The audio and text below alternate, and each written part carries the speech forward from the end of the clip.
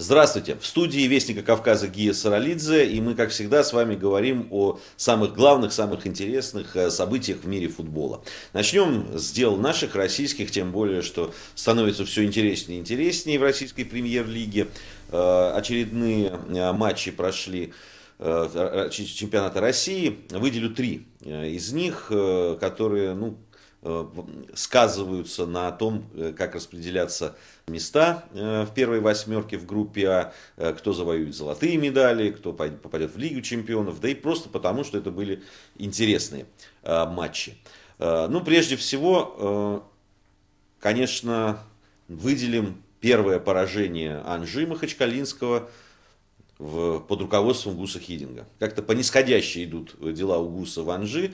Первый матч была победа, вторая ничья, третье поражение. Московский Локомотив на своем поле выиграл 1-0. Кстати, это первый мяч, который пропустил Анжи под руководством Гуса Хидинга. И сразу первое поражение. Вообще матч был равный.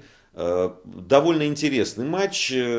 Другое дело, что вот это поле, которое на Локомотиве, наверное, сейчас лучшее, естественный газон в российском чемпионате, но все равно вот в середине марта он такой, как он есть. Все равно идеальных условий, конечно, не было, но на этом поле уже команды могли показывать какой-то осмысленный футбол. Футбол было интересно смотреть, не скажу, что там матч изобиловал голевыми моментами, но были и комбинации хорошие, было взаимодействие футболистов, насколько это позволяло опять-таки поле. Мяч очень хороший забили железнодорожники. Надо сказать, что, наверное, если честно, то результатом этого матча справедливо было бы все-таки, если бы он завершился в ничью. Кстати, был великолепный момент у Анжи уже после пропущенного мяча. Юрий Жирков бил в упор головой в ворота, но отлично сыграл голкипер Локомотива Гильерми. В итоге поражение Анжи, которая делает довольно призрачными уже шансы махачкалинцев вступить в борьбу за первую тройку.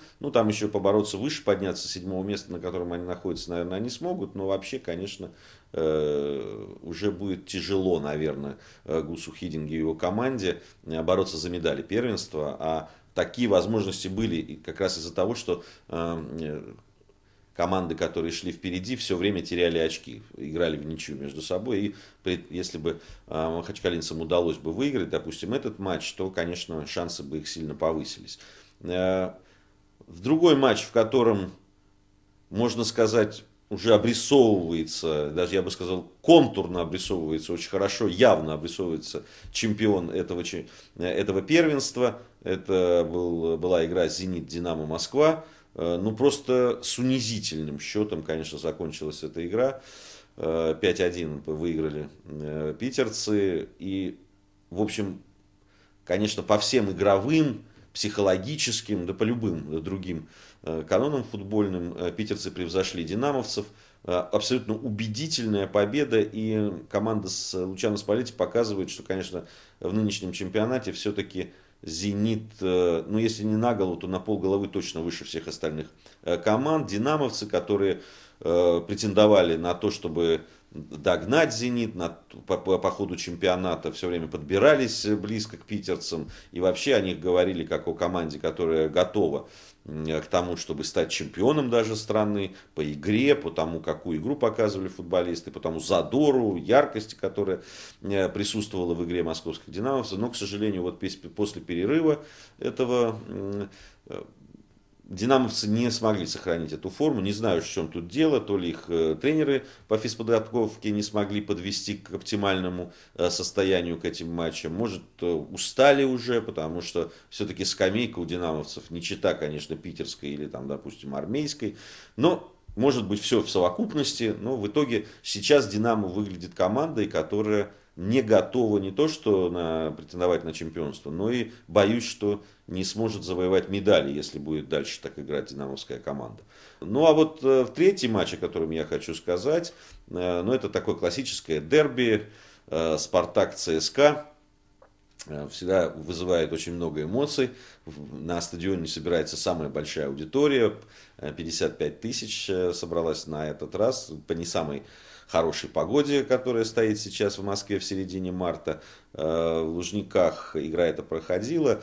Конечно, помогло то, что искусственный газон, на котором, конечно, можно показывать приличный футбол. В общем, команды его и показали. Не скажу, что это было лучшее дерби, которое я помню в исполнении этих команд, но все-таки все признаки такого принципиального противостояния было. Напряженность была и на трибунах там перформанс и все остальное, все, что сопутствует этой вывеске «Спартак ЦСКА». Победили армейцы со счетом 2-1. Ну и вот тут я хотел бы сделать замечание такое, одно наблюдение свое. Вы знаете, очень часто после таких матчей или перед такими матчами с такой громкой вывеской журналисты берут интервью у ветеранов «Спартака», ЦСКА, и они сравнивают то, как было в их время, дают оценки своей игре и так далее. И вот меня очень удивило несколько комментариев, в том числе и от бывших армейцев, которые играли там в 70-х, 80-х годах в армейской команде еще в чемпионате СССР, о том, что их разочаровал Сейку Думбия, нападающий форвард ЦСКА. Ну, вот вы знаете, я понимаю, что раньше все было лучше, и в футбол играли лучше, и девушки были симпатичнее, и вообще, и колбаса по 2,20 была вкуснее. Но, вы знаете, все-таки, когда делают оценки профессионалы, мне странно слушать, читать вот такие замечания. Разочаровал Думбия, потому что он, видите ли, не реализовал там несколько своих моментов. Что такой классный форвард должен выжимать из своих моментов 100%.